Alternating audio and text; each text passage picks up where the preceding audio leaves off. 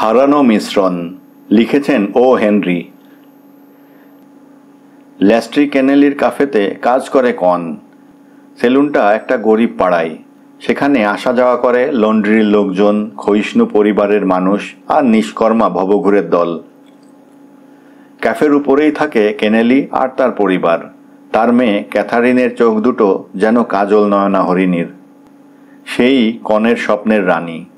সে মেয়ে যখন ডিনারে পরিবেশনের জন্য এক কুঁজো বিয়ার নিতে পিছনের সিঁড়ি দিয়ে নেমে এসে আস্তে আস্তে ডাক দেয়, তখন কন এর বুকটা উথাল পাথাল করে। কিন্তু বিপদটা হলো মেয়েদের সামনে তার মুখ বন্ধ হয়ে যায়, রাঙা হয়ে ওঠে মুখ। কাজেই ক্যাথারিন সামনে এলে তার অবস্থাটা যে কী রকম হয় বুঝতেই পারছেন। সে কেবলই কাঁপতে থাকে, মুখে কথাটি ফোটে না। তার প্রেমের দেবীর সামনে সে যেন এক নির্বাক প্রেমিক। কেনেলির দোকানে একদিন রোদে পুড়ে দুটি মানুষ এলো, নাম রিলে ও ম্যাককার্কি। মালিকের সঙ্গে কথাবার্তা বলে পিছন দিকের একটি ঘর ভাড়া নিল তারা। বোতল, সাইফন, কুঁজো আর ওষুধ মাপার গ্লাস দিয়ে ঘরটা ভরে ফেলল তারা। সারাটা দিন ঘেমে নিয়ে ওই ঘরে বসে দুজনে মজুদ মদের সঙ্গে অজানা সব বস্তু মিশিয়ে নানা রকম পাচন তৈরি করে। রিলে পণ্ডিত মানুষ। সে দিস্তে দিস্তে কাগজে অঙ্ক করে, গ্যালনকে আউন্সে আর কোয়ার্টকে ড্রামে পরিবর্তিত করে। গোমরা মুখে ম্যাককার্ক, তার একটা চোখ সবসময়ই লাল। একের পর এক বিফল মিশ্রণ নর্দমা দিয়ে ঢেলে দেয় আর খ্যাসখ্যাসে গলায় খিস্তি করে। একদিন দোকানের তদারকির কাজ সেরে কন ঢুকতে গেল পেছনের ঘরে। এই দুই মক্কেল মাঝে মাঝে মদ কিনে নিয়ে ঘরে ঢুকে করেটা কি? পথে দেখা ক্যাথারিনের সঙ্গে, মুখে সূর্যোদয়ের মতো হাসি। শুভ সন্ধ্যা মিস্টার ল্যাস্ট্রি, আজকের খবরটা দয়া করে বলবেন। দরজায় পিঠ ঠেকিয়ে লজ্জায় লাল হয়ে তোতলাতে থাকলো কন। মনে হচ্ছে বৃষ্টি হবে। মুচকি হেসে ক্যাথরিন বলল, হওয়াই উচিত। পানির মতো জিনিস নেই। পানির জন্য যা হাহাকার পড়ে গেছে। ঘরে ঢুকে দুই মূর্তিকে যথারীতি কাজে মগ্ন দেখল কন। রিলের নির্দেশ অনুযায়ী মেপে মেপে নানা রকম মদ মিশিয়ে গাঢ় খয়েরি রঙের একটা মিশ্রণ তৈরি করল ম্যাককার্কি। আর তাতে আঙুল ঠেকিয়ে জিভে লাগিয়েই গালি দিতে দিতে নর্দমায় ঢেলে দিল সেটা। কনের চোখে মুখে বিস্ময় দেখে রিলি তাকে ব্যাপারটা বুঝিয়ে বলল, গত গ্রীষ্মকালে টিম ম্যাককার্কি ও আমি স্থির করলাম নিকারাগুয়াতে মদের ব্যবসা করব।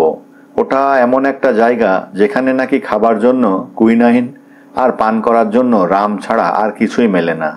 তা জাহাজে অগুন্তি মদের বোতল আর মদের দোকানে লাগে এমন সব সরঞ্জাম নিয়ে যাত্রা করলাম।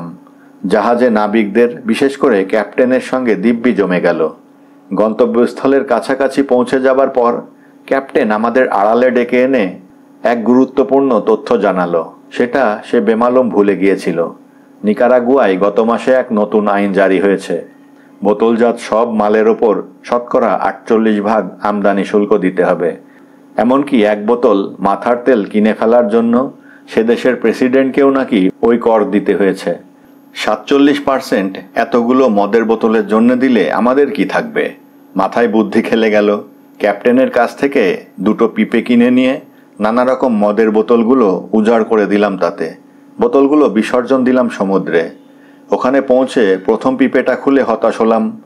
ওখানকার একজন আদিবাসী তো এক ঢোক সেই মিশ্রণ গিলে 3 দিন ধরে নারকেল গাছের তলায় বালিতে শুয়ে সমানে মাটিতে গোড়ালি ঠুকতে লাগলো।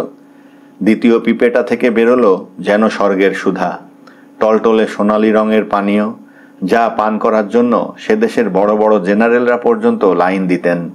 প্রথমে এক পাত্র পানীয়ের দাম ধরেছিলাম 50 সেন্ট রৌপ্য মুদ্রা দিয়ে, আর শেষ 10 গ্যালন পানির মতো বিক্রি হয়ে গেল এক চুমুকের দাম $5 এই হিসেবে।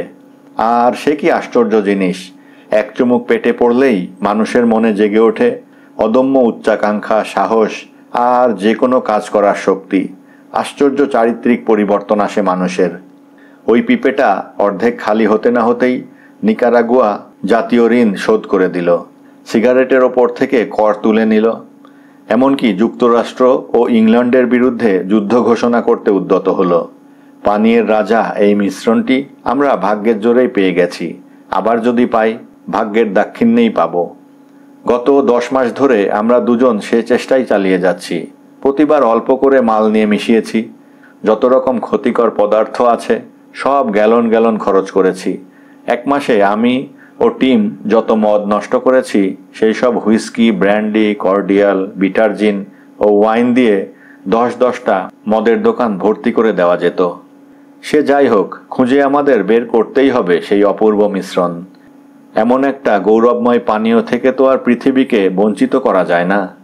সেটা তো দুঃখের কথা, আর্থিক ক্ষতির কথা, তাই না? রিলি যতক্ষণ বকবক করে চলেছিল, ম্যাককার্কি কিন্তু ততক্ষণ এক মনে রিলির লিখে দেওয়া পরিমাণ অনুযায়ী ছোট ছোট গ্লাসে নানা রকমের পানীয় মিশিয়ে পরীক্ষা করে চলেছিল। আর ফলে যে মিশ্রণটি তৈরি হচ্ছিল তার রংটা ছিটছিট চকলেটের মতো। সেটাকে মুখে দিয়েই যথাযোগ্য খিস্তি সহযোগে নর্দমায় ঢেলে দিচ্ছিল। সব শুনে কন বলল, গল্পটা যদি সবটা সত্যিও হয় তবে খুবই অদ্ভুত বলতে হবে। যা হোক, তোমরা তোমাদের কাজ চালিয়ে যাও, এবার আমি রাতের খাবারটা খেতে যাব। এসেছো যখন এক পাত্র খেয়ে যাও না ভাই, ওই আশ্চর্য মিশ্রণটা ছাড়া আর সব রকম মিশ্রণই আছে আমাদের কাছে। কন রাজি হলো না। সে বলল, বারে কাজ করলেও পানি ছাড়া আমি কখনো কিছু পান করি না। পানির মতো জিনিস আছে? এই তো একটু আগে মিস ক্যাথারিনের সঙ্গে দেখা হলো আমার। উনি বললেন পানির মতো জিনিসই হয় না। আচ্ছা, তবে শুভরাত্রি। কন বেরিয়ে যেতেই বিলি একটা প্রচণ্ড ধাক্কা দিয়ে ম্যাককার্কিকে মাটিতে ফেলে দিয়েছিল আর কি। আরে হাদারাম টিম, কন কি বলল শুনলে? পানির কথাই তো ভুলে গিয়েছিলাম আমরা। দ্বিতীয় যে পিপেটাতে মদগুলো মেশানো হয়েছিল সেটা কিসের পিপে ছিল মনে আছে? আরে হ্যাঁ, সেটাতে নীল রঙের কাগজ ছাটা ছিল, পানিই বটে। যাও, বার থেকে 2 বোতল মদ নিয়ে এসো, ততক্ষণ আমি হিসেবটা করে ফেলি। আসল ভেলকিটা খেলেছে পানি, সেটাই ধরতে পারছিলাম না। ঘণ্টাখানেক পরে কাফের দরজায় এসে হতবাক কন। 3টি বলবান পুলিশ যুদ্ধ বিধ্বস্ত রিলি ও ম্যাককার্কিকে ভ্যানে তুলছে। প্রশ্ন করে জানল, ফুর্তিতে মারামারি করে তারা ঘরের সব কাঁচের জিনিস ভেঙেছে, হট্টগোল করেছে। অবশ্য জরিমানার টাকা মেটালে কাল সকালেই তাদের ছেড়ে দেওয়া হবে। ঘরে পা দিয়ে রণাঙ্গনের চেহারাটা সচক্ষে দেখল কন। আরও দেখল একটা ছোট গ্লাসে অক্ষত আছে টলটলে সোনালি রঙের এক চুমুক পানীয়। কিছু না ভেবে চিনতে গ্লাসটা গলায় ঢালল সে। ফেরার পথে আবার ক্যাথারিনের সঙ্গে দেখা। দুষ্টুমির হাসি হেসে সে আবার খবর জানতে চাইল।